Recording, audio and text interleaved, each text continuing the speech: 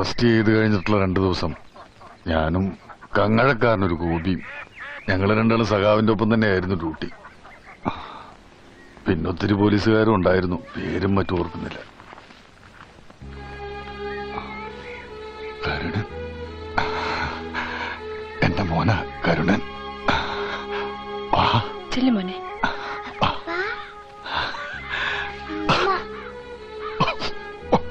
1947 ഇന്ത്യക്ക് സ്വാതന്ത്ര്യം കിട്ടിയത്. 1947 ഇന്ത്യക്ക് സ്വാതന്ത്ര്യം കിട്ടിയത്.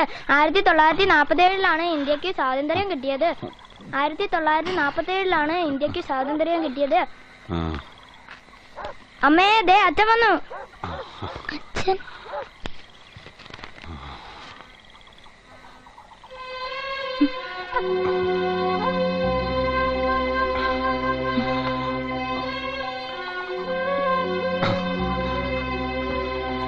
അവിടെ നിന്നേ. നിങ്ങളുടെ ഉദ്ദേശം എന്താ പറ. ഞാനും എന്റെ പിള്ളേരും ഇവിടുന്ന് ഇറങ്ങി തന്നിട്ട് വേണം ആ നസ്രാണിച്ചെ കൊണ്ടുവന്ന് ഇവിടെ പൊറപ്പിക്കാൻ അല്ലേ? എനിക്കും ചോദിക്കാനും പറയാനും ഒക്കെ ഇവിടെ ആൾക്കാരുണ്ട്. ഞാൻ വെറുതെ അങ്ങനെ വലിഞ്ഞു കയറി വന്നവളൊന്നുമല്ല. നേരം വെളുക്കട്ടെ, ഞാൻ കാണിച്ചു തരാം. അമ്മ, അച്ഛനെ വഴക്ക് പറയില്ലേ അമ്മ? അച്ഛൻ എന്നെ കുടിക്കില്ല. ആരുടെ അച്ഛനാടി? അങ്ങനെ ഒരു വിചാരം ഇയാൾക്കുണ്ടായിരുന്നെങ്കിൽ ഈ തരവഴിത്തരത്തിന് പോവായിരുന്നോ? എന്റെ കൂടെ പുറത്ത് മടുത്തെങ്കിൽ എന്നെയും പിള്ളേരും എന്റെ വീട്ടിൽ കൊണ്ടുവിട്ടാര്. അല്ലെങ്കിൽ കുറച്ച് വിഷം വാങ്ങിത്താ, അതും തിന്ന് ഞങ്ങൾ അങ്ങ് ചത്തോളാം. മിണ്ടാട്ടം ഉണ്ടോ നോക്കി ഇയാൾക്ക്. അല്ലെങ്കിൽ വേണ്ട, ഇന്നും കൊണ്ട് ഞാൻ തീർത്തു തരാം.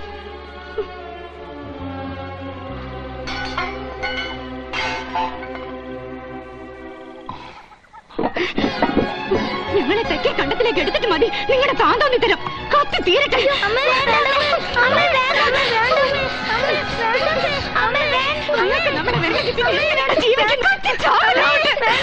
കണ്ടവന്മാരെ കൂടെ പൊറപ്പിക്കാൻ ഞങ്ങൾ തടസ്സമല്ല. തീരട്ടെ എല്ലാം.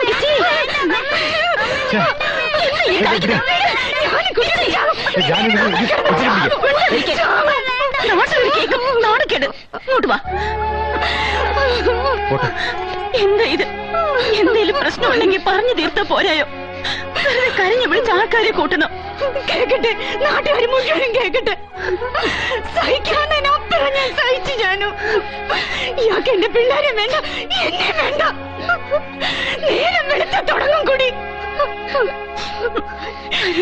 2 ദിവസം കൂടിയ തിരി കഞ്ഞിയുടെ വെള്ളം ഇവിടെ തിളപ്പിച്ചത്. അത് കൊടുത്തപ്പോ പിള്ളേര് പറഞ്ഞു അച്ഛൻ വന്നിട്ട് മതിയെന്ന്. അതുങ്ങൾ കാണിക്കുന്ന സ്നേഹത്തിന്റെ ഒരു അംശം ഇയാൾക്ക് കാണിച്ചൂടെ? സ്വന്തം ചോരയ്ക്ക് പറഞ്ഞ പിള്ളേരല്ലേ? വയനാട്ടിൽ വെച്ച് അറുപാണിച്ച് കണ്ടുമുട്ടി അന്ന് തുടങ്ങിയതാ ഇത് എന്റെ ഈ മനമാറ്റം. ഒന്നും മിണ്ടാതിരിക്കെ എണ്ണം കൊണ്ട് പറഞ്ഞു പോയതാ ജാനു.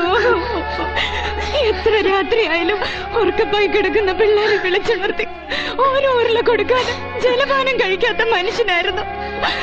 ഇതിപ്പോ അതുങ്ങൾ കഴിച്ചോ കുടിച്ചോ ഒന്നും അറിയണ്ട. എനിക്കിനി ജീവിക്കണ്ടേ? എനിക്കിനി ജീവിക്കണ്ട. അകത്തേക്ക് വാ.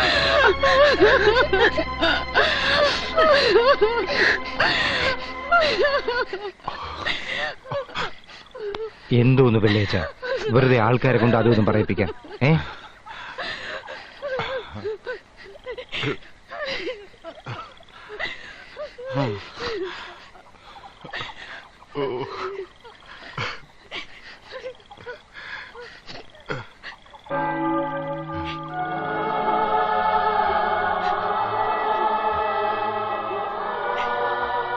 എടി, ചട്ടിയും കലവുമായ തട്ടിയും മുട്ടിന്നിരിക്കും. അത് ഇത്ര വലിയ ആന കാര്യമൊന്നുമല്ല.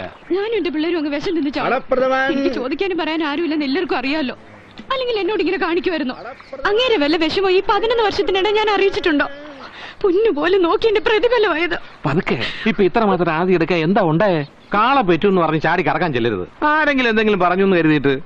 എന്റെ ഓപ്പേ, ഒരാഴ്ചയായി തലയ്ക്ക് വെളിവോട് അതിയനെ കണ്ടിട്ട്. കാലത്ത് മുതൽ കുടി തന്നെ കുടി. നിനക്കിപ്പോ അവന്റെ കുടി നിർത്തണോ അതോ വയനാട്ടിലുള്ള ക്രിസ്ത്യാനി പെണ്ണുമായിട്ടുള്ള ബന്ധം താർക്കണോ? എന്തെങ്കിലും ഒരു കാര്യം പറ. അവളെ അവിടെ വെച്ച് കണ്ട അന്ന് തുടങ്ങിയതാ ഈ മാറ്റം. വയനാട്ടിൽ ചെന്നാ കുടിക്കത്തില്ലെന്നാ കൂടെ ജോലി ചെയ്യുന്ന പോലീസുകാർ പറഞ്ഞത്. ഇവിടെ വന്ന് കേറുമ്പോഴേ ഉള്ളൂ അങ്ങനെ മുടിഞ്ഞ കുടി. എടി, ആണുങ്ങളായ കുടിക്കും. നമ്മുടെ അച്ഛൻ മൂക്കറ്റം കുടിക്കത്തില്ലായിരുന്നു? കുടിക്കുമായിരുന്നു. ഇതങ്ങനെ വലുതാണോ? നേരം വെളുത്ത ഷാപ്പിലോട്ട് ഇറങ്ങും. എന്നോടും പിള്ളേരോടും തൊണ്ട തുറന്നൊരു വർത്താനം പറയത്തില്ല. അരി തീർന്നു, മുളക് തീർന്നു. 2 ദിവസം കൂടിയാ ഇന്നലെ ഇത്തിരി വറ്റി വേവിച്ചത്.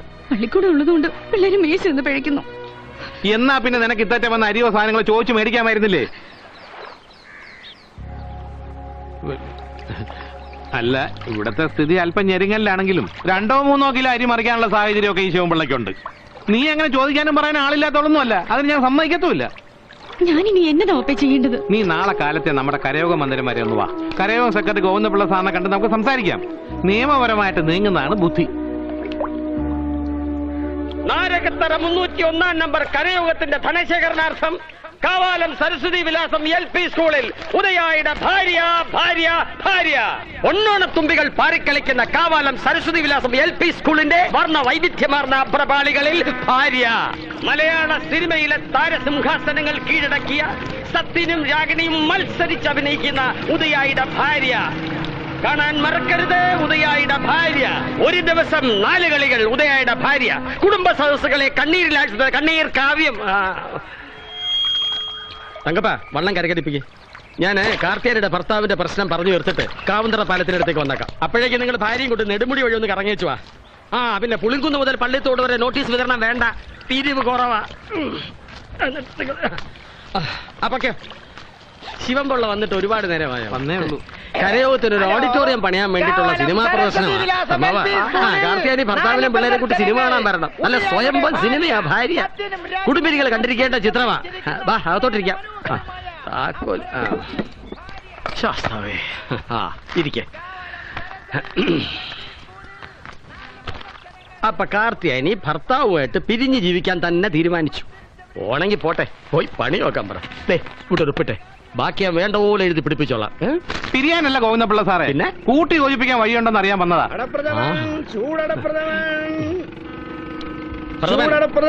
പ്രഥമൻ 3 ശരി.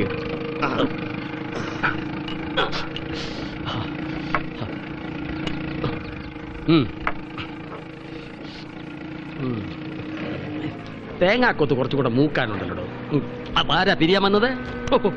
അത് ചെറിയങ്കണ്ടത്ത് ചന്ദ്രന്റെ ഭാര്യ അംബിക. എനിക്ക് തെറ്റിപ്പോയി സാറേ. കാശ്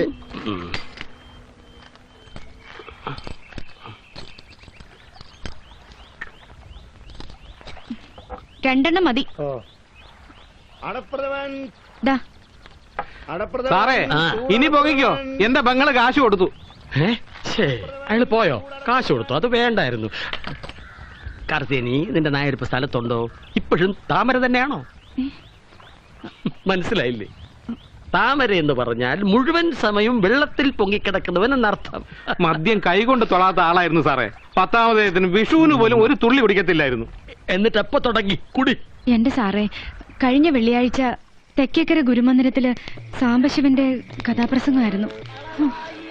ഈ കൊച്ചാട്ടനെ കാത്തിരിക്കുന്ന കാരണം ജാനുവിന് കഥാപ്രസംഗത്തിന് പോകാൻ പറ്റുമെന്ന് തോന്നുന്നു. വേണ്ടി ചെയ്യേ അനീസ, ഞാൻ 3 വട്ടം കേട്ടതാ. ആ കൊച്ചിനെ കൊണ്ടേ കിടത്തി ചെയ്യേ, അതിരുന്ന് ഉറക്കം തൂങ്ങുന്ന കണ്ടില്ലേ? നല്ല ശേലായി. അവനിനി അച്ഛൻ വന്ന് കഥാപ്രസംഗത്തിന് കൊണ്ടുപോയി വാങ്ങിക്കൊടുക്കാന്ന് പറഞ്ഞ കളിപ്പാട്ടം കൈ കിട്ടാതെ കിടക്കപ്പാ കാണത്തില്ല. എന്തോന്ന് കളിപ്പാട്ടം ആടാ? ലോറി. ഓ, നേരം 10:10 ലാസ്റ്റ് ബോട്ട് വരേണ്ട നേരവും കഴിഞ്ഞു. ഇനിയിപ്പൊ നിന്റെ അച്ഛൻ കായലിൽ കൂടി ലോറി ഓടിച്ചു വരേണ്ടി വരും. നിനക്ക് ഉറക്കം വരുന്നുണ്ടെങ്കിൽ പോയി കിടന്നോടി ജാനു. ഓ, ഞാൻ ഇനി ഇത് തീർത്തിട്ടേ പോന്നുള്ളൂ ചെയ്യും. 5 മൂട്ടുകാരുമായുള്ള നിങ്ങളുടെ പിണക്കം തീർന്നോടി. ഓ, എന്തോന്ന് പിണക്കം എന്റെ ചെയ്യേ? ചിട്ടിവട്ട എത്തുന്ന ദിവസം പിണക്കം പമ്പ കിടക്കും. നന്നായിട്ട് പിടിച്ചോ. രവീന്ദ്രൻ കൊച്ചാട്ടൻ വന്നു തോന്നുന്നേ. പിടിച്ചേ.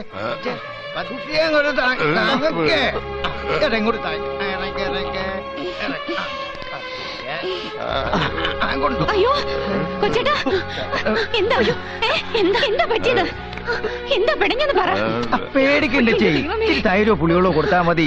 പുള്ളിക്കാക്കി ഓവറായി പോയി. ഞങ്ങൾ വരുമ്പോഴേ തങ്കപ്പന്റെ ചാരായക്കടയുടെ അവിടെ കിടക്കുക. അതിനിങ്ങനെ കുടിക്കത്തില്ലല്ലോ. ഇത് വേറെന്തോ ചതിയാ. ദൈവത്തിനാണ് കുടിക്കാത്ത മനുഷ്യനാ. നിങ്ങളോട് പറഞ്ഞിട്ടാണ് അയാൾ കുടിക്കുന്നത്. ചാരായ കടക്കാരൻ തങ്കപ്പൻ പറഞ്ഞത് 6 മണിക്ക് അവിടോട്ട് കയറിയെന്നാ. 25 രൂപയുടെ ചാരായമായി അയാൾ അകത്താക്കി. അവനവന്റെ കപ്പാസിറ്റി അറിഞ്ഞിട്ട് വേണം കുടിക്കാൻ. ഇതങ്ങോട്ട് കൊടുത്തട്ടെ. ഇതങ്ങോട്ട് കുടിച്ചേ. കുടിക്ക്. എന്താ കൊച്ചേട്ടാ, കള്ള് കൈകൊണ്ട് തൊടാത്ത മനുഷ്യനാ. എന്റെ ദൈവങ്ങളെ, ഞാൻ എന്തായി കാണുന്നേ? കുടിക്കുക.